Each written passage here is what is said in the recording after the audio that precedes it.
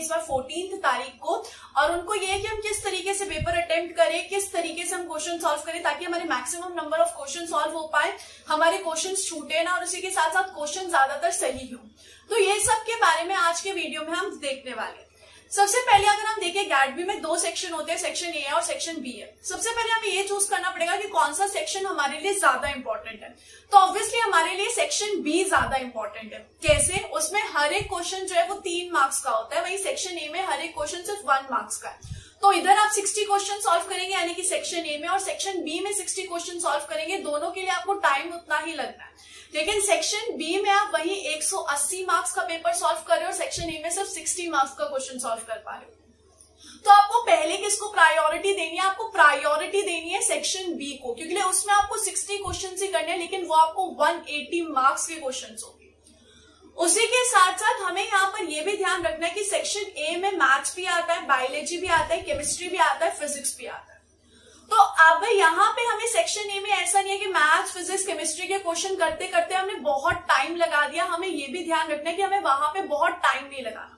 अब generally students गलती क्या करते हैं? जनरली स्टूडेंट्स गलती ये करते हैं कि उन्होंने एक क्वेश्चन देखा, एक क्वेश्चन में उन्होंने बहुत टाइम लगा दिया, उनको पता ही नहीं चला यार इतना ज्यादा टाइम लग गया, और बाद में वो रिग्रेट करते हैं यार मैंने उस क्वेश्चन में बहुत टाइम लगा दिया था, उस क्वेश्चन में मैंने बहुत टाइम लगा दिया था।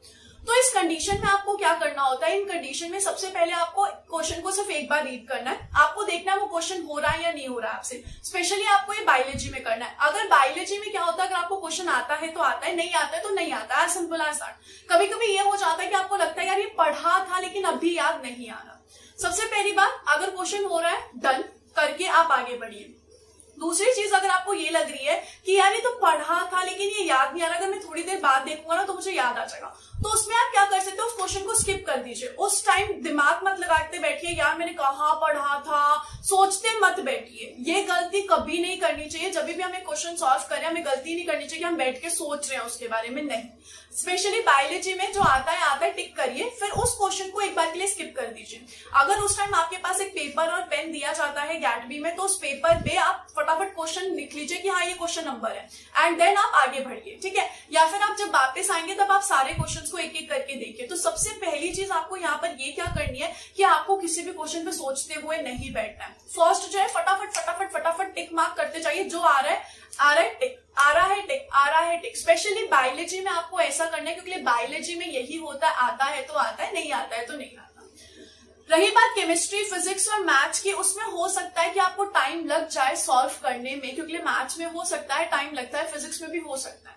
तो उसको आप क्या कर सकते हैं? उसको आप इधर कर सकते हैं कि आप लास्ट में उनको सॉल्व करते बैठिए। उनको अभी शुरू में आप टाइम मत दीजिए, लास्ट में आप उनको टाइम दीजिए, डिपेंडिंग अपॉन योर कि आपके पास कितना टाइम बचा है। पेपर पूरा हमारा कितने घंटे का है? 3 घंटे का है। तो उसमें से मैंने आपको पहले ही बता दिया आपको ज्यादा प्रायोरिटी किसको देनी है? सेक्शन बी को ऑब्वियसली ज्यादा प्रायोरिटी देनी है। सेक्शन बी की एक और खासियत ये होती है ना कि उसमें 100 क्वेश्चन है। 100 क्वेश्चन में से आपको सिर्फ 60 अटेम्प्ट करने हैं, तो आपके पास वहां पे चॉइसेस बहुत ज्यादा है। तो आपको वहां पे इसलिए आपको सोचने का भी टाइम ज्यादा नहीं लगना चाहिए, आप आराम से उसमें स्किप कर सकते हैं। तो यहाँ पर ट्राई कीजिए, इफ यू वांट ट्राई कीजिए सेक्शन बी को पहले सॉल्व करने की और फिर सेक्शन ए को सॉल्व करने की। एंड इफ सेक्शन ए को आप पहले सॉल्व कर रहे हैं तो सेक्शन ए को धड़ धड़ करके सॉल्व करने की। ऐसा नहीं है कि आप फिजिक्स, केमिस्ट्री और मैथमेटिक्स में बहुत टाइम लगा रहे हैं, आपके पास बाद में टाइम रहेगा और बाद में आप वापस आइए, लेकिन ये गलती नहीं करनी है कि बहुत टाइम में क्वेश्चन को दे रहे हैं। तो जाते ही आपको क्या करना है, ये 2-3 मिस्टेक ना मैंने स्टूडेंट्स को जनरली करते हुए देखी है, इसलिए मैं आपको इधर सजेस्ट कर रही हूँ। Never ever give so much time to one question, always skip the question if you have a paper और आपको लगता है कि आपको बाद में आके यहाँ पर लग सकता है कि क्वेश्चन सॉल्व हो सकता है। क्वेश्चन नंबर नोट डाउन कर लीजिए और फटाफट आगे बढ़ते रहिए, सॉल्व करते रहिए। ट्राई कीजिए अगर आपकी मैथ्स, केमिस्ट्री और फिजिक्स थोड़ी सी वीक है तो उसको बाद में लीजिए, पहले बायोलॉजी के क्वेश्चन निपटा लीजिए। बायोलॉजी में भी प्रायोरिटाइज किसको करना है? सेक्शन बी को करना है। के लिए एक तरफ आपके पास 180 मार्क्स है, एक तरफ आपके पास सिर्फ 60 मार्क्स है।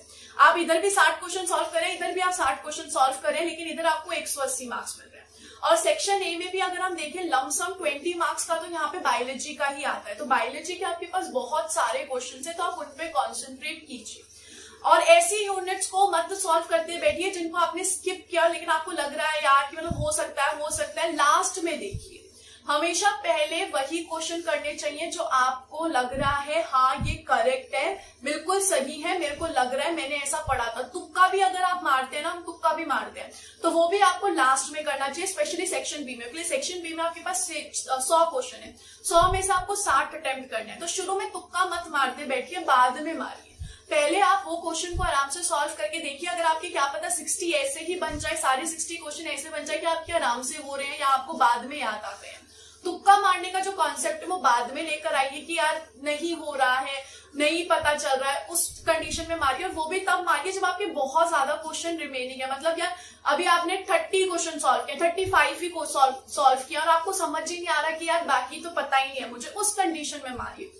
अगर आपको लग रहा है आपने 50 क्वेश्चन 55 क्वेश्चन अच्छे से सॉल्व किए तो रहने दीजिए, अगले तुक्का मारने से भी नेगेटिव मार्किंग ही आती है। So if you have solve a good number of question then मत जाइए ऐसे रैंडम गेस मत लीजिए। गेस भी होना चाहिए तो बिल्कुल अच्छे से होना चाहिए कि हाँ यार ये तो पढ़ा था तो मतलब हो सकता है ये, इस तरीके से। तो उस तरीके से अपने पूरे पेपर को स्ट्रैटेजाइज कीजिए, ट्राई कीजिए to start with section B. और if you are starting with section A then try to solve it फटाफट। अगर हमारा 3 घंटे का पेपर है तो उसको देखिए कि शुरू में 40 मिनट्स में करीब उसको निपटा लीजिए, क्योंकि उसको ज्यादा टाइम नहीं लग रहा है। हाँ, अगर 40 मिनट्स बाद भी आपको लग रहा है कि इसके क्वेश्चंस बच रहे हैं तो एक बार उसको स्किप कीजिए और सेक्शन बी को पहले सॉल्व कर लीजिए, इवन इफ अगर आप सेक्शन ए को सॉल्व करें। आपको क्योंकि ज्यादातर टाइम आपको सेक्शन बी को देना है, क्योंकि उसमें आपको क्वेश्चंस भी देखने हैं कि कौन कौन से आपको करने हैं, उसी के साथ साथ 180 मार्क्स भी है। सो आई होप आप यहाँ पर ये जो 3-4 चीजें मैंने बताई है इनको अगर आप यूज करेंगे तो आपको ये जरूर हेल्पफुल होगा एग्जामिनेशन में। All the very best guys, thank you so much for watching this video and don't forget to subscribe my channel. Thank you so much guys.